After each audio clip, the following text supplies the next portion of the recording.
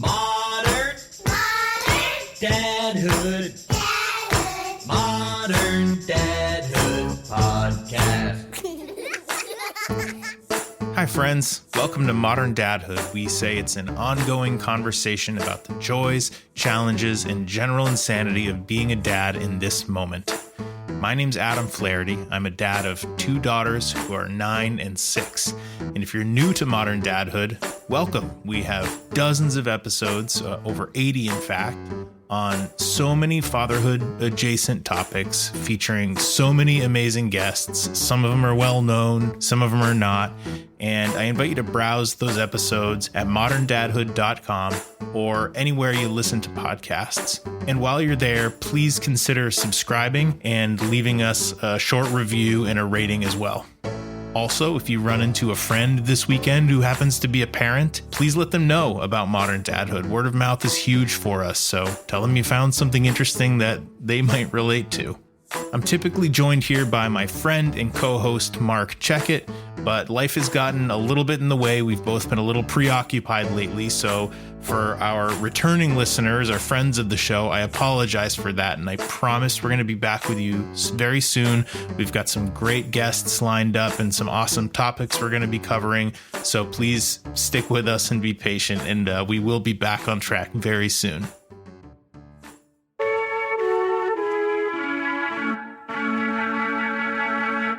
All right, so it was Mother's Day recently, and Mark and I tried to coordinate another Mom Takeover episode. For friends of the show, you'll remember a couple of Mother's Days ago, we turned it over to our wives, my wife Sarah, Mark's wife Jamie, and we let them just sort of run the show however they wanted to. And it was a great episode. We really wanted to do something like that again, but because things have been so busy, we just weren't able to pull it off, which was a bummer. But we do want to honor all of the moms out there and give some praise and some gratitude and well-deserved attention to our wives. And we want to say thank you to all the moms. And so what we're going to do now is revisit the Mom Takeover episode featuring Sarah Flaherty and Jamie Checket and just say thank you so much to all of the moms. This was episode 45 and it came out on June 4th, 2021. Enjoy.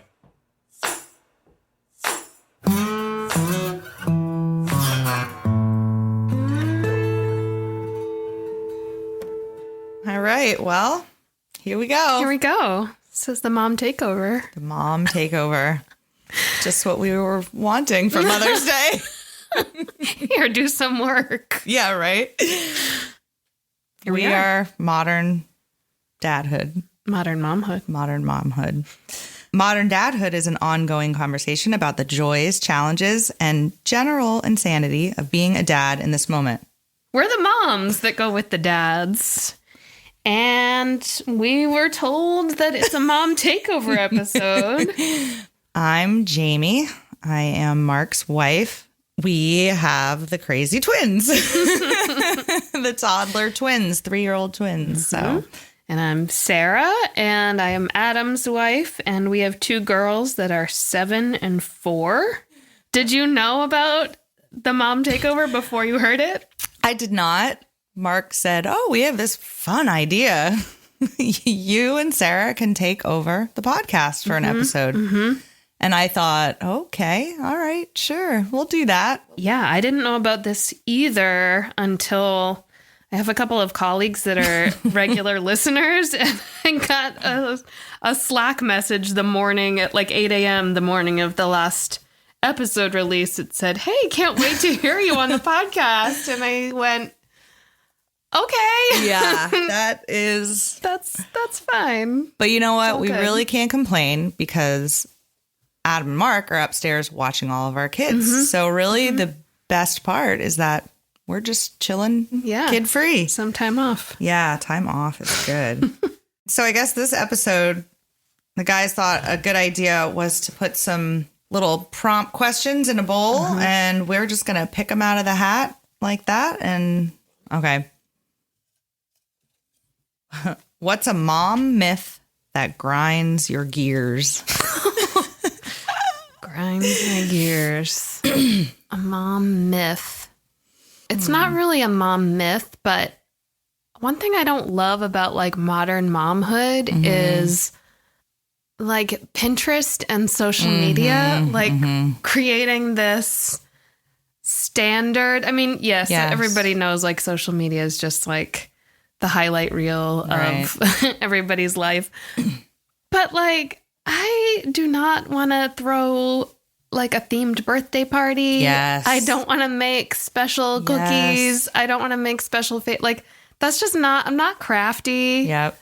I love my kids. I will, you know, cut off a finger for my children, but like, I don't know, like the theme of a birthday party is at our house is always just birthday party. Yeah. And that's a really good answer, I think.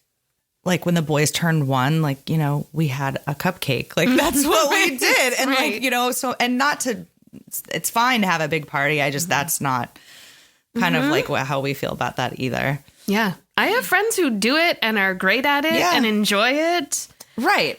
Not me. Yeah. It's just not me. I was a little sad this year with COVID though, because our boys turned 3 in February and it was really their first, you know, when they turn 1, they turn 2, they're still pretty small, but this was their first birthday that they would have enjoyed probably to have like a couple friends over and a cake or something like that. And then we couldn't do that, but that's fine. There will be many more years for it. So here's a mom myth for you. So, you know, you always hear this expression of, oh, it's so hard, but my kid smiles at me and it makes it all worth it. And I want to go, no, it doesn't. It just doesn't. Like, and Mark and I had a conversation early on when the boys were small about that, about, you know, it makes it all worth, you know, it's all worth it in the end. And really the reality is kind of more of like, there's room for both of those things to exist. When you have those precious, wonderful moments with them,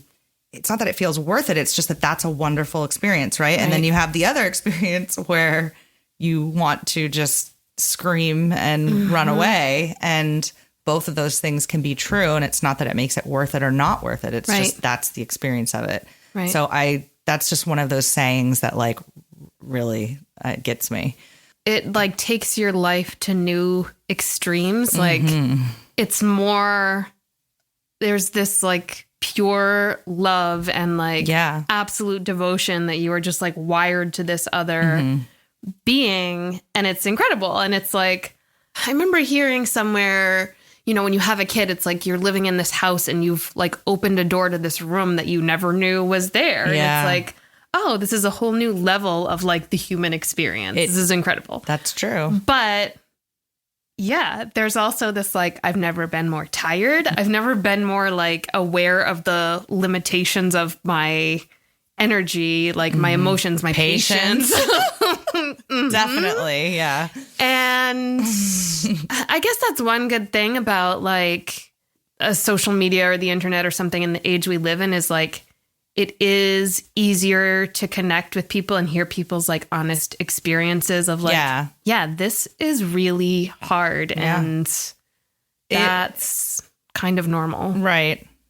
Yeah, that's very true. And I think it's such a double-edged sword with the social media. There definitely are some benefits to it. I mean, I actually remember early on when I really struggled with the boys when they were infants and I had just a really hard time. And there were some like twin pages, Twiniversity was the one in particular.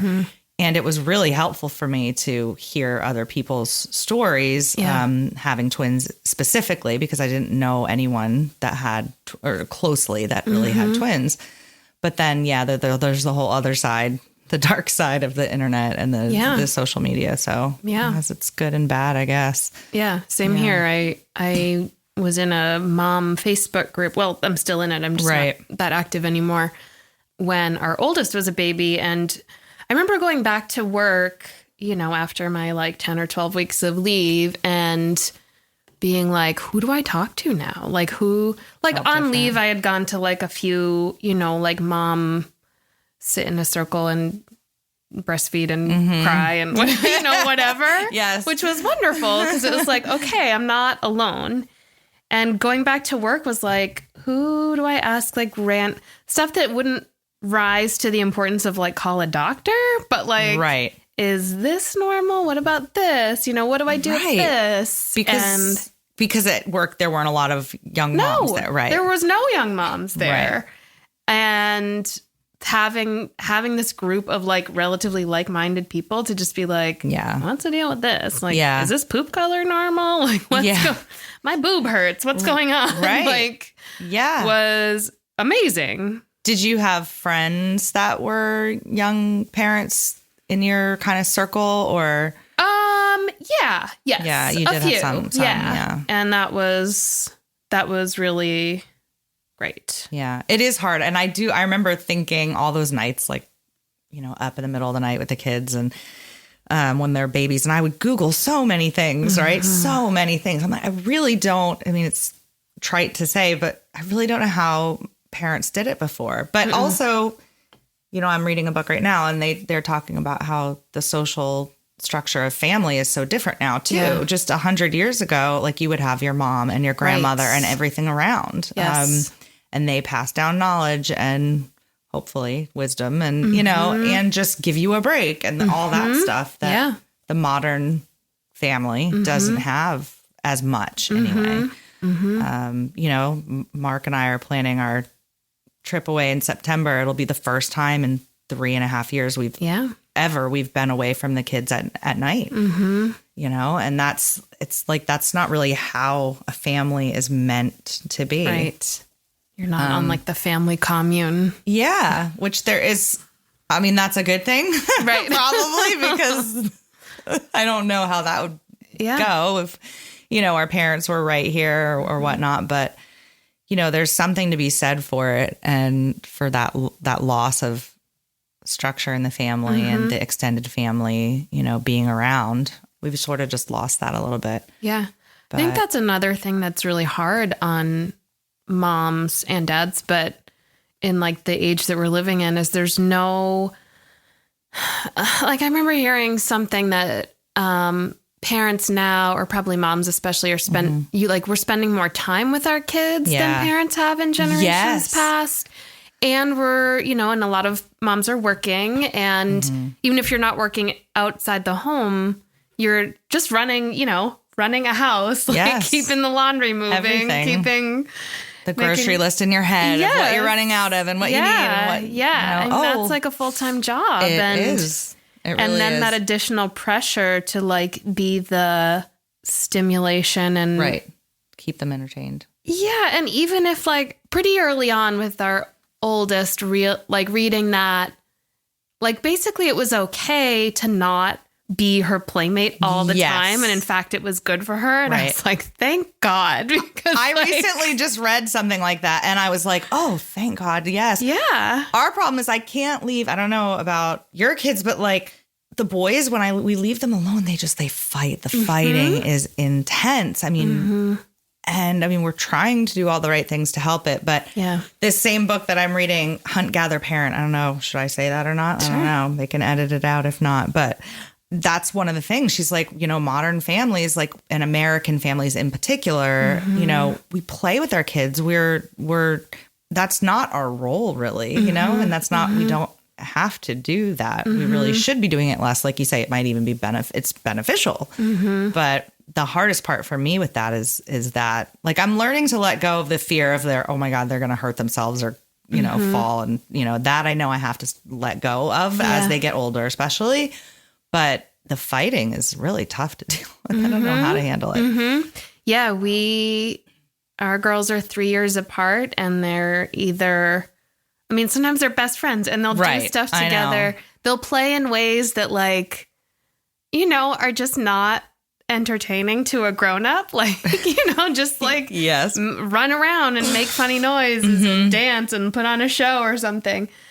And I think our oldest right now at 7, I just read an article, I think it was in the New York Times the other day that was like, oh my God, this is spot on her right now. Like very like developmentally kids at that age starting to get into like very literal and like right and wrong. And like if her little sister says something that's, I don't know, not true, but she's trying to like joke or entertain her, she'll be like, well, she lied. She lied to me. And she's very like, it has to be done this way. It's interesting. And it was funny because I know Adam and Mark have talked about Bluey, the show, a lot. And there was a Bluey on the other day, and I heard the dad dog say to Bluey, do you want her to play with you or do you want to be right? And I was like, That's oh awesome. my God, this is spot on. And I told her that this morning. I said, if you want to be right, it's going to make her upset because, you know, you're very... Did she seem to sort of like start to understand that? Got or quiet no? and was like, I hope she was kind of like pondering it. So She probably was. we'll see. Yeah. They're always more capable of processing things than you even really think. That's interesting. Well, New question? Share a recent parenting aha moment. I have one, I think. We've sort of been, I'm always examining the way I parent and we parent, and I'm a little obsessive about it. Mark would probably just say, let it go a little bit. And that's probably true. But so one of the things recently I think I've noticed, or I've been trying to do, is just talk a lot less to them. I don't need to be filling in the space with talking and, hey boys, what do you want to do? And oh, look at the sun. It's so, and I, there's time and place for that. And the first morning, because I had read about this concept, and then the first morning I tried it, it was like an amazing miracle. Like when I woke up in the morning and went into their room, I really just stayed super calm. I was just like, hi, good morning.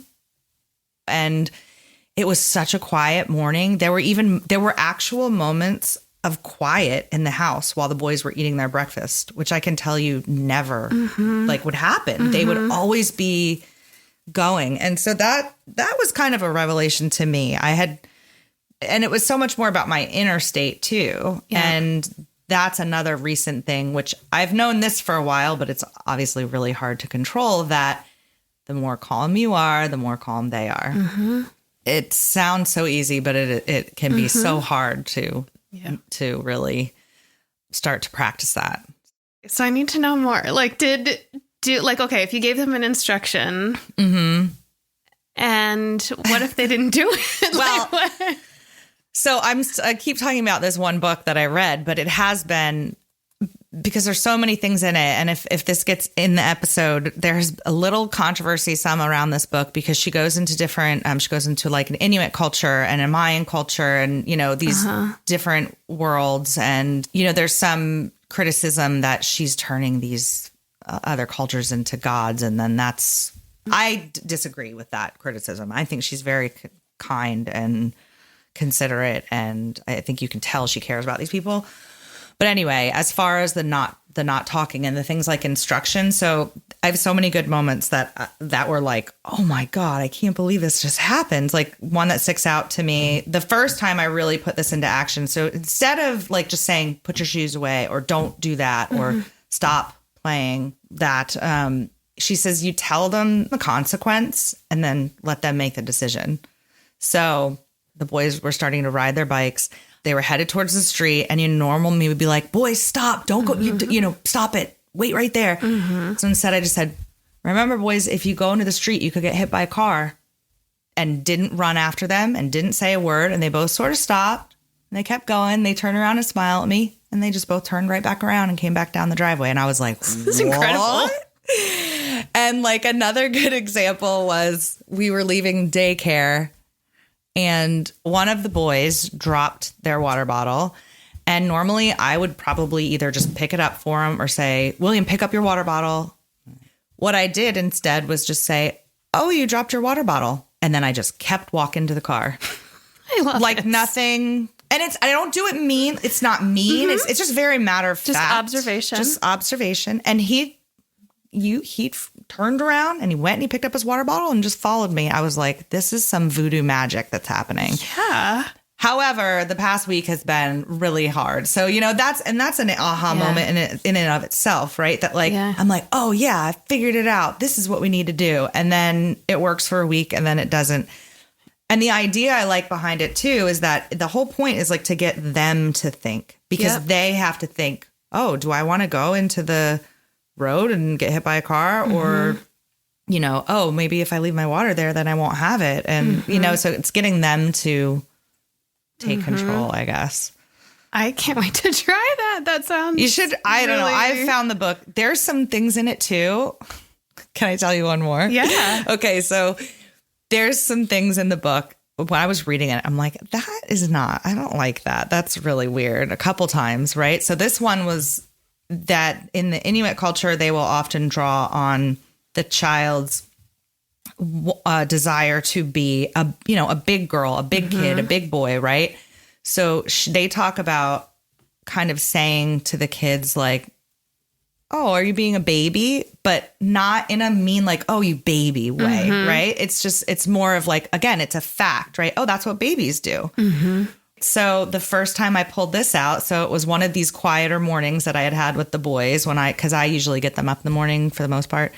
I went to get something out of a higher closet and William says, oh, I see something. And so they had seen sippy cups, old sippy cups up there, which the boys are too old for those really now. So we don't really use them, but they're still there. So as soon as I heard him say it, you know, my internal was like, oh, he's going to want the sippy cup and it's going to be a fight. I don't want to give it to him. And normally that's how it would have gone, right? I'd be like, buddy, you can't have that. It's not that's not for you right now. You're having big boy cup, you know?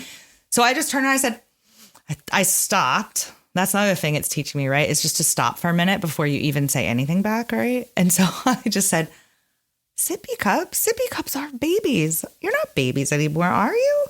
And they just were like, yeah, we want our sippy cup. And I was like, okay. And so instead of like fighting, I just said, oh, okay, if you want to be like a baby, sure, here's your sippy cup. Long story short, a minute into it, they both said, I don't want this anymore. I want my cup. Yes, I want my big boy cup. Yes. And Are I was you like, oh my God, in your head? Because it would have been a fight. It would have been a struggle for sure. I just used it again this morning. The boys weren't cleaning up and there was these pom-poms that they play with and they were everywhere. And I was getting really frustrated. And I was like, okay, I'm going to take a deep breath. I was like, boys, you know, when you were little babies, I had to clean up after you all the time because you couldn't do anything. So I'm going to pick up these pom-poms and I would love for you to help me. A second later, Oliver goes, I'm going to help you pick those up. And he goes, we're going to do teamwork and get this done. And I was like, it's amazing. What? This morning, a little bit similar. Our younger daughter said that when the boys were here, she really wanted to show them her room. And typically, like in the morning, as I'm getting ready, I'll go into their rooms, like open the shades, maybe pull up their blankets, you know, just do like a really basic pickup. And this morning I thought, I don't really want to do that. And then, and when she said that, I said, okay, if you want the boys to see your room, you have to make your bed and pick it up. Okay. So she went into her room and she did it. And it's like so simple, but it's like normally I would just do it because I want it to be a little neater and I don't want it to be a battle. Yes. But it was like, okay, that was a nice little incentive. Yeah. And she wanted to be able to show the boys her room. Yeah. So she did it. And that was her self-motivation to do it. And then she was super proud. Yes. Come see my room. Come see my room. Yeah. This isn't a recent aha moment, but I had this one moment that was like, kind of like what you're describing where you try something and it works and you're like, what is this witchcraft? Yes. So it was probably, I think it was 3 years ago. Our oldest had just turned 4 and our youngest was almost 1. And we went to Disney World, which seems like crazy. Like, yes, normally I would be like, this is not like, why would you take a 1-year-old to Disney? Like, it's expensive. You have to fly, blah, blah. But Adam's parents were going to be in Florida for the month. And he said, you know, it'd be really awesome to go to Disney when my parents could go with us. You know, it would really mean a lot to them. And I think we'd all love it. So, okay. All right. So we decided to do it. The whole time I said, I'm just going to keep my expectations super low. You know, whatever we do, fine. Whatever we don't, fine. So we had the first day we went to the Magic Kingdom and it's exhausting, right? It's overstimulating. Yes. It's crowded. It's hot. It's a lot for like a grown human adult. So the second morning, we got up, and our older daughter, who was 4, we were renting a house with his parents, and she came into our room and was like, I want to go home today. I don't want to go back to Disney World. And I'm like, well, shit. Like, we're here, we're here for several more days. And I remember having read something that was like, basically a lot, like another one of those things that's like, oh, this is common sense, but like, your instinct is to like make something better for your kids. So you're like, my instinct is to be like, but it's going to be fun, and maybe we'll see a princess, and and we just got here. We can't go home. But whatever this article or whatever had said was just to like, don't try to solve it. Just let them like feel their feelings. And so she sat on the bed with me, and she was a little bit teary, and just like, I totally got it. I was like, yeah, it's a long day. Right. You're 4. Yeah. Like, it's a lot. But I didn't say anything. I said, yeah, I understand. And I sat with her, and she kind of cried for a few minutes. And then she just went, okay, let's go. Really? Like, that is what? Awesome. And we went, and we had a great day. And it was... See, and that's such a great example, too. Yeah. I could not... I was like, oh, my God. I've been trying to do that more, too. And it's hard. It's not your first, like, mom or dad, maybe instinct. You want to, like, make it better. Or, like, wait, but look at this thing. Let's make it better. Here, what? It's going to be fun. And it's like, just acknowledge that feeling. Yeah. And that does definitely help sometimes. Yeah. I've been reading this book, too. It's How to Talk So Little Kids Will Listen. Yes. I have it. And I literally just got it out this morning because like, I'm going to read this one next because I've been reading so many. And you take some from here and here. So yes, that sounds like, is that where that came from or no? No, but it's a similar sort of approach. And one of the examples early in the book was sort of about that, like, you don't need to like make it better or like solve it for your kids. And it was talking about like, well, think about how you as an adult would feel if you went to work and you were like, I'm just really tired today. Like, I don't want to be here. And your colleague was like, oh, but look. Yeah.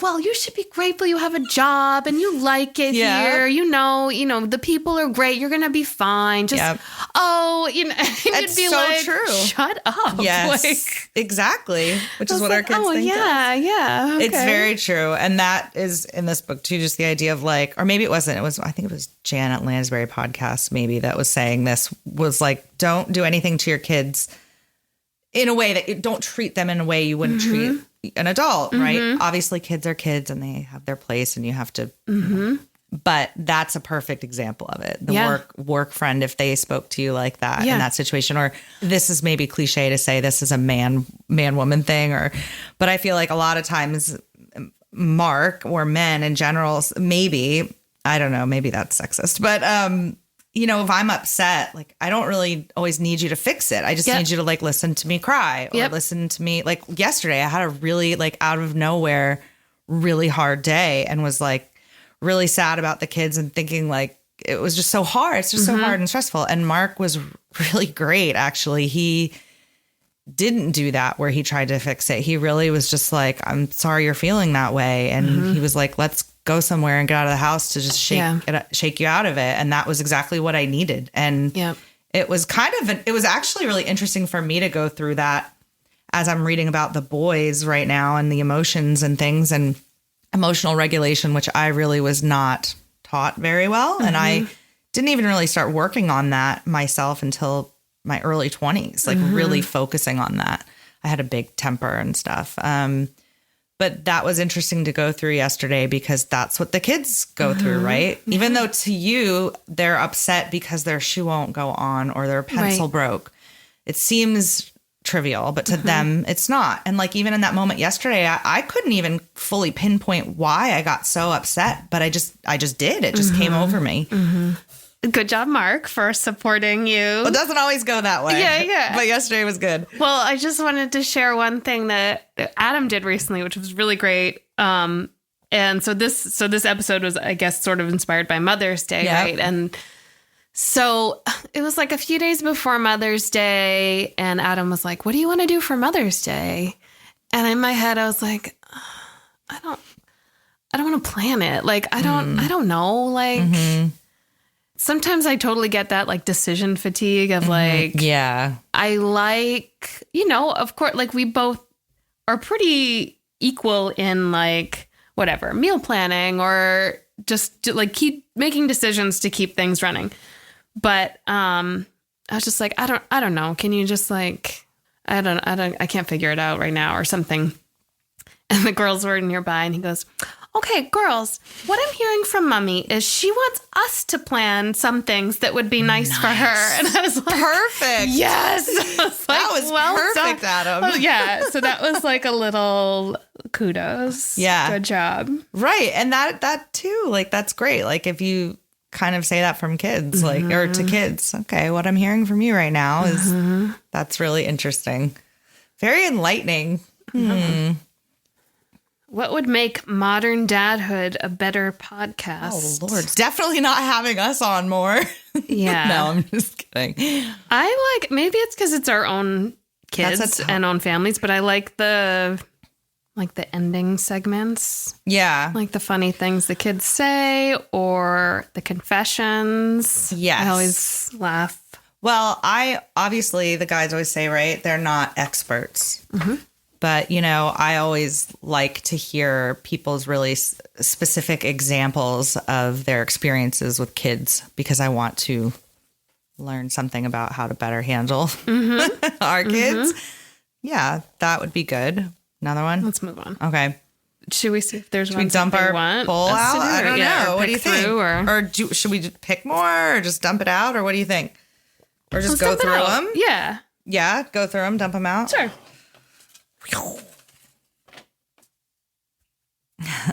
Got any momhood confessions? Let me think about that for a second. I think there was a version of this already on the podcast, maybe. My big one is like if I'm eating something and the boys ask for a bite, I search on my plate for the worst bite to give them and keep the good ones for myself. Yeah. Was it Mark's that he says it's spicy? Yeah, he'll say it's, yes, So because we eat good. a lot of spicy food, so that's often true. But yeah, that's a good fake out too. I can't think of it. I know. They're like, you find them in the moment. Yeah, yeah, right. What is a dad trope or stereotype that you find totally true, or one that you feel is a myth? That's a good question. Can you think of anything? I don't know if this is a dad. I mean, it's probably like a mom thing too. Like a parent thing is that like, I think you do sort of, for better or worse, like become your parents or like parts of your parents, unless it's like, unless you consciously are like, okay, I'm not Right. doing that. But some of it's going to creep in inevitably. Yeah, and I think one thing that it has, like, okay, like it's sort of the stereotype or the cultural, like, history in, like, American parenting that the dad is, like, less involved or, goes Right. to work and the mom runs the household.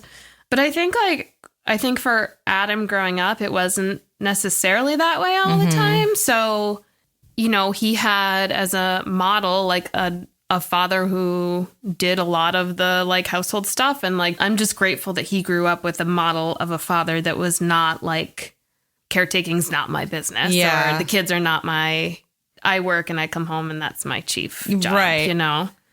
Yeah, and that's interesting because I'd say Mark's dad, who was a wonderful man, they fell into those stereotypical roles a little bit more, I think. But at the same time, his dad was involved and super hardworking and taught Mark and all the kids like a good work ethic and didn't spoil them. And, they were really good parents, I think, from what I've heard. And, Mark is very involved. But still, the women just do so much more. Right. I'm sorry. It's just the way it is. It's just the way it is.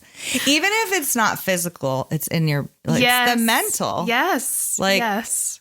But anyway. I won't go. and Adam is a great partner and father, but sometimes they're like I manage all like the girls' laundry and clothing and like switching out sizes and seasonal stuff. Oh yeah, and like I don't think I've ever done any of that. yeah, and that's kind of fine because that's an area where I'm like, no, I just I'll do it, you know? And that's what Mark would tell you. It's because I'm controlling and want things done a certain way. And there's certainly some truth in that. Sorry, it's true, Mark. Yes. Like, or there's been times, and again, I can't really complain, but like where, especially when the girls were younger and like it was really important to have like certain things in the diaper bag. Right. And we'd get somewhere and, and he would have packed the bag and be like, okay, all right, I'm going to change your diaper. Like, are there wipes in the bag? Oh, I thought so. Yeah. Well, did you check? No, I just sort of assumed. Yep. Like, okay. That sounds a little familiar. Oh, this one's kind of funny. Has there been a time when you have felt embarrassed for your husband because of something he said or did on the podcast? Well, I wouldn't say necessarily. I was sort of embarrassed for him. I was embarrassed for myself. I don't remember exactly, but you remember when Mark started talking about William being bit by the dog?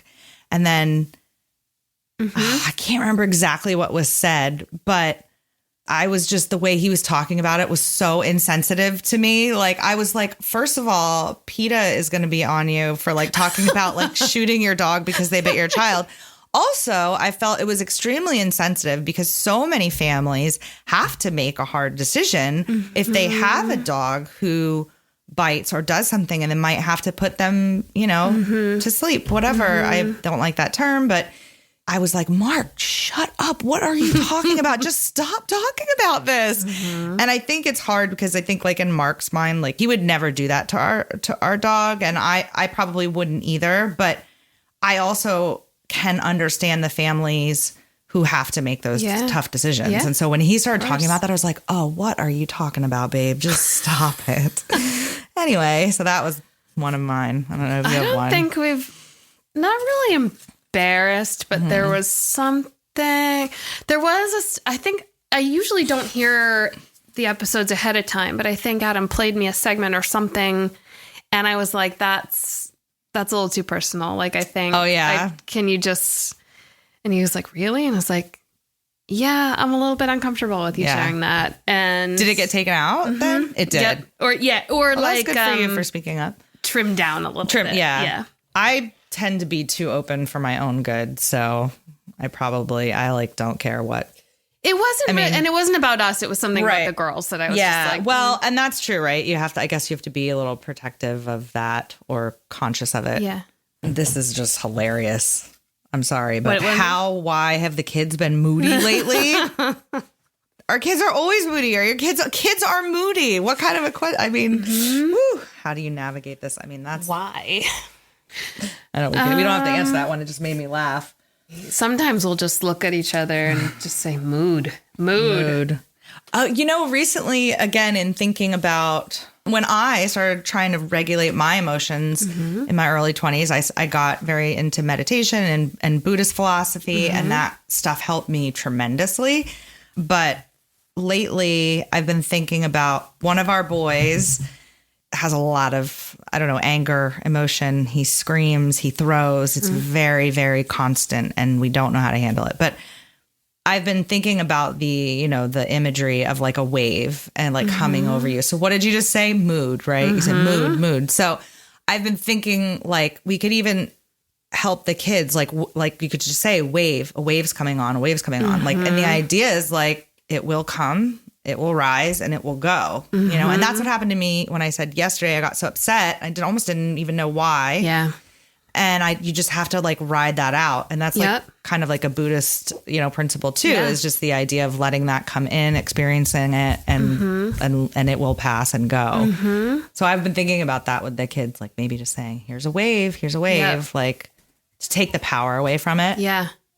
And for me, like in parenting, it's like trusting that it will go. Yes. Because when I have those days too, it's suddenly like, oh my God, what am I doing wrong? Or not even like, I mean, I think I'm a good parent. Right. But like, what can I change so that I don't feel so emotionally like tapped out or like resistant to what's happening.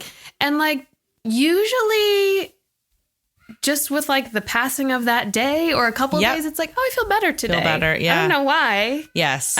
But it's hard sometimes for me, like in a tough moment, to not try to just like figure it out and solve it and like trust that like things will just evolve and like it is a different day the next day. Yeah, that's so true. Very, very true.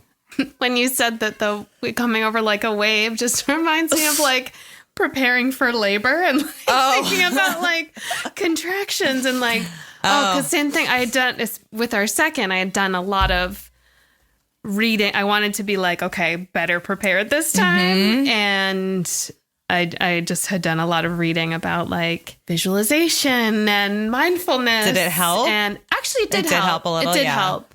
It also probably helped that like my body had done that before. I'm sure, yeah. See, it was completely different. I had a planned C-section, so the boys were about 4 weeks early. So I, in a way, luckily, I guess, didn't have to prepare for that. And I still think I really can't imagine giving birth like that. It must be such an experience. And when I first found out that I could never have kids naturally, or at least that's what the surgeon told me when I had surgery, and I was sad, but then then it was okay. Then I like kind of came to terms with it. It wasn't a big deal. Like after the boys were born or before? No, before. So I had like fibroids. So they had to go in and remove those. I had 2 surgeries. And because of the place my scarring is and my fibroids were, I couldn't give birth naturally because of a risk of excessive bleeding or something like that.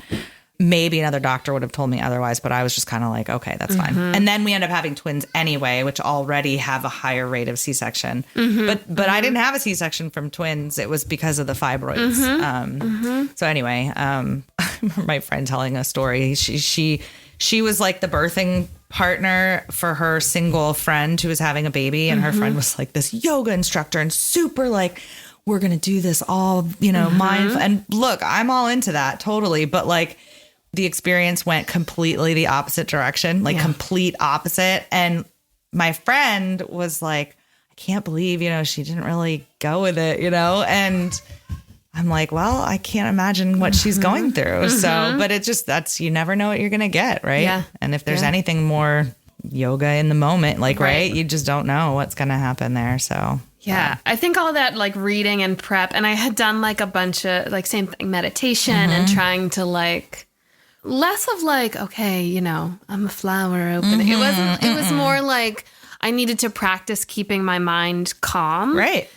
And right, that's kind of, it did help a lot, but I think but my labor was a lot shorter the second time too. And if it had been like, 12 hours, 18 hours, like, probably the Zen wouldn't have lasted that long. Moms, that's one thing that even though I'm a mom, I can't relate to that, and that is, it's really remarkable. But same thing, like a C-section's a major surgery. Well, that's true. That's a whole different and mine was like I have like a long scar, the old fashioned scar. Okay. And so like I couldn't bend over, couldn't pick up the kids for even longer. So that has its own things too. I know, but it all has, there's always somebody better off and work harder off and, more. Right, let's see. What about what's something you should never say to a mom?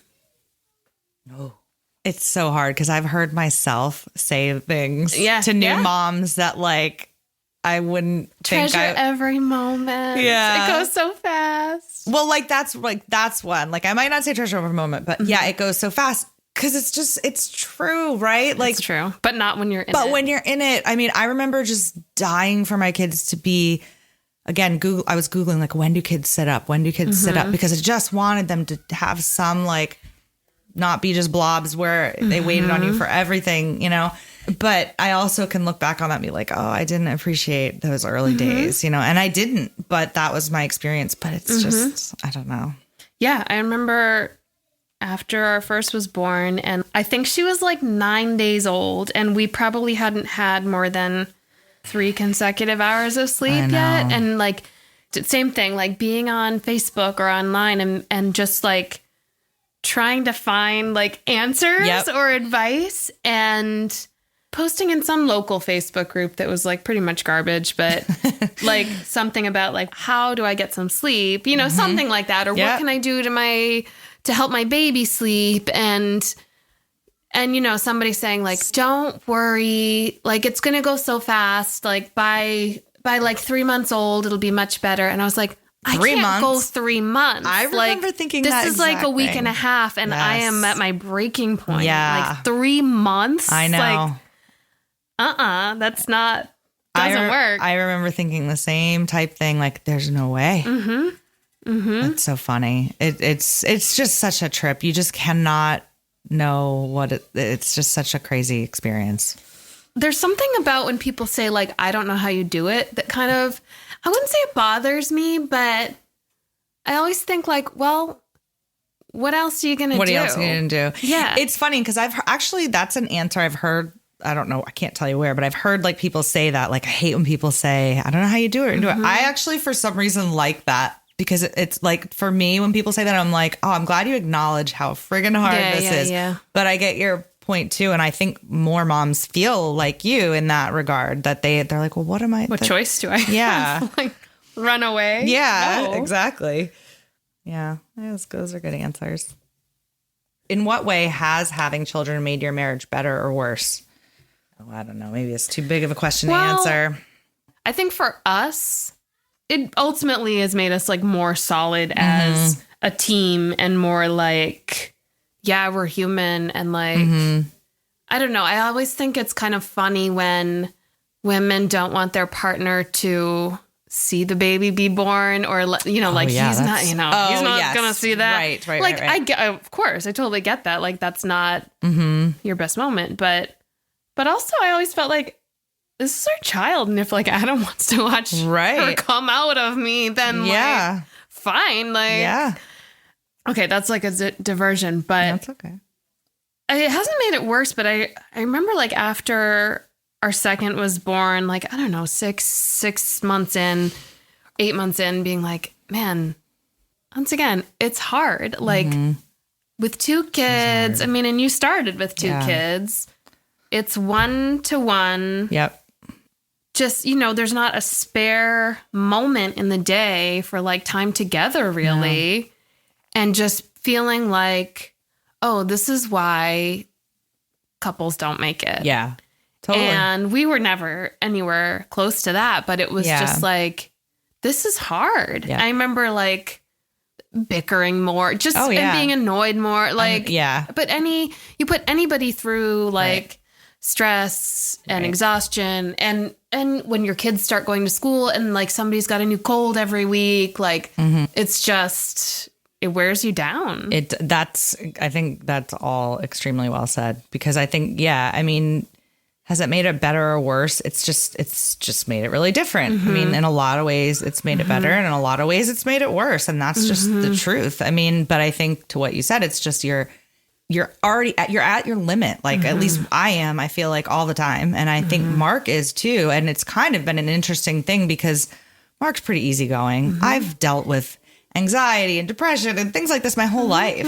you know? And so I've always been a little crazy, right? But Mark's been pretty stable and pretty good and pretty happy and chill and relaxed. But the boys test his patience almost more than me, which is, I'm kind of surprised. And I guess I only bring that up just saying, when you're both like at your limit, you're both tired, stressed, exhausted. Yeah. You're gonna bicker. You're going to be short with each other. You're going to get irritated for silly reasons. Yep. And it's just tough. And in the beginning, I feel like almost our marriage was, I felt really close in the beginning because I had a really hard time. I really struggled as a new mom, and Mark was amazing. He was really, really wonderful. Yeah. And never made me feel bad for what I was going through. And that really, drew me a lot closer to him. But with 2 screaming toddlers, it's definitely hard because we're both annoyed and irritated like all the time with our kids, with each other, and not all the time, but often. Yeah. So anyway, but you have to actively say, we're in this together. Yeah. This is a partnership and a team thing. Yes. And like, because one person can't. No. And to your point, right? You said like you can see why people don't get through this, right? And Yeah. like I can Oh, yeah. totally see that, right? And but I also can see, you know, too, like if you can get through this, how you must be made stronger as Right. the kids get older. And I feel like if you can weather having kids together, Yeah. that's probably pretty special because it's hard. Yeah. And to get to a place where when your kids are, or at least your youngest child is old enough that your kids can be, like you were saying earlier, you can kind of step away and not like a worry second. that somebody's going to like pop a toy in their mouth and Right. choke or like stick their hand in a socket or when you have those little moments of like, oh, we just got like a little more independence. Yes. Like, oh, it's like incredible. Yeah, it really Like is. those little wins, those little like time. And, you know, it's always like bittersweet of like, oh, Right. you're not like a baby anymore. Yes. Yeah. But, all right. All right. Hope you enjoyed. Hope you enjoyed. Oh, man. That's the end of it. Parents listening, you can find Modern Dadhood on our website at moderndadhood.com. All of the episodes are there. You can find us on any major podcast platform that might be, I don't know, Apple Podcasts, or what are some of the others? Stitcher, Spotify, Amazon Music, Pocket Casts, Overcast. There's a zillion of them. You can find Modern Dadhood on any of them. Please do subscribe, leave us a review and a rating, tell a friend about the show. All of these things would mean a lot to us. You can also find Modern Dadhood on social media, Facebook, Instagram, YouTube, and so forth. Plug us into Google and see what happens. If there's someone in your life who likes to wear t-shirts or likes to wear hoodies, we have Modern Dadhood shirts and dad hoodies for sale on our website. Hit the shop button. Every order ships with a free Modern Dadhood sticker, which looks great on a laptop or the bumper of a car. We want to thank, as always, Casper Baby Pants and Spencer Albee for the music in Modern Dadhood. We want to thank Pete Morse at Red Vault Audio for always making us sound good. Check out his services at redvaultaudio.com. We want to thank Sarah and Jamie for just being the total badass, awesome moms they are and great partners. We love you guys and appreciate you guys so much. And because Mark's not here, I'm going to do it. I'm going to say thank you, listener, for listening. We'll be back soon, I promise.